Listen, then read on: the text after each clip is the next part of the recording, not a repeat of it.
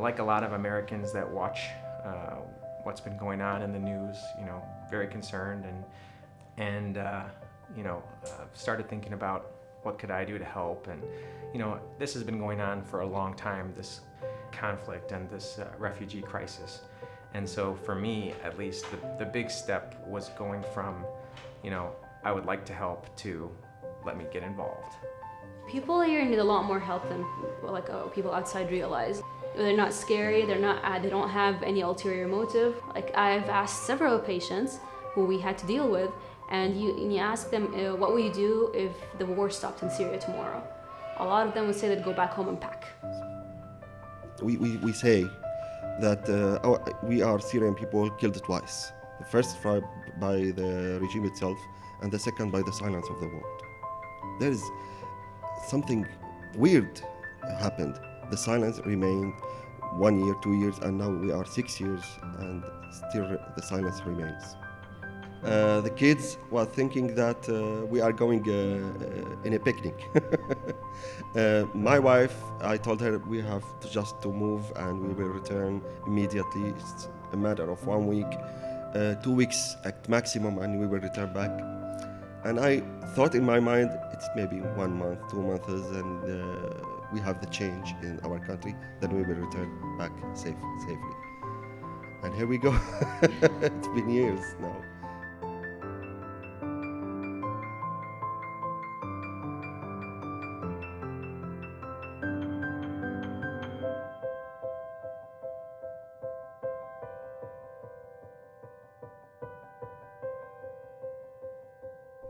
This is my third trip on a mission with SAMS. This is my second as mission leader.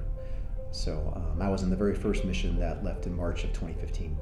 So I think we've been thankfully able to expand the number of refugees we're able to serve. SAMS has established a reputation here in Jordan. Basically I think what SAMS has done is work to both try and make it as effective as possible for the refugees that are here. So to choose not necessarily a potpourri of different kinds of specialties, but ones that are in particular demand. But all the patients we see don't have a whole lot of options here.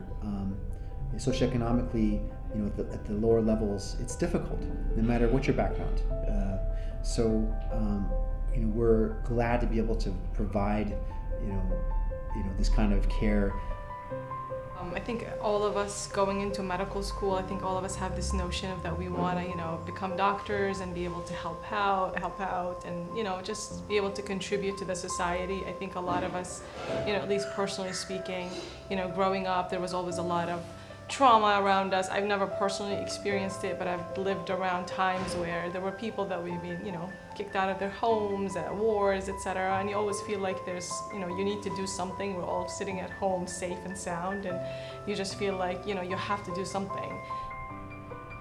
Yesterday I saw a few patients, and today I saw a few patients that have perhaps chronic illnesses or perhaps don't even realize that their children have chronic illnesses and are getting no medical care for those things. Patients like that in the US or elsewhere in the developed world, and even the developing world, would be plugged in.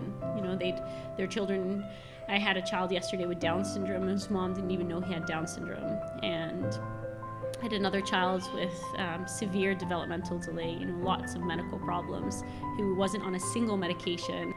There's just so much need and not enough resources to provide that need. And I think thinking about where they came from and where they are today, these are people who had normal houses and lives in Syria. They may have had a farm, and they talk about the things they had access to in Syria compared to the things they have had access to here, and it's just such a significant and drastic difference. I think we all have quite cushy lives. We've got our apartments and our vehicles, etc. And we live a life where we have access to most of the things we need. And it's just remembering these people and trying to help in tiny ways, even if it's just raising awareness abroad. We come here, we see some patients, we try to, make a dent in the problem that's here and the lack of care that people have.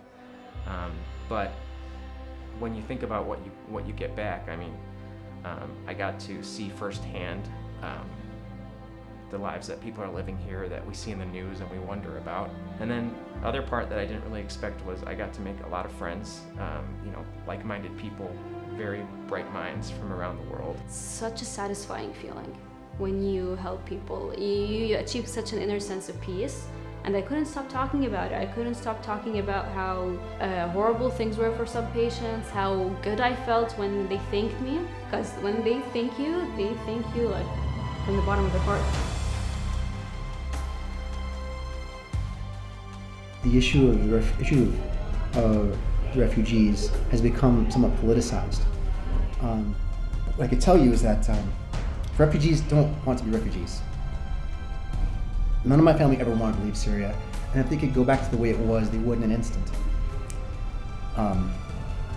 So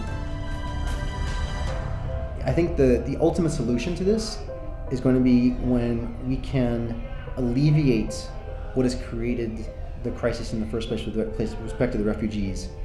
If we can address their needs, be able to give them a sense of safety, give them a sense of hopefulness that they can, move on with their lives.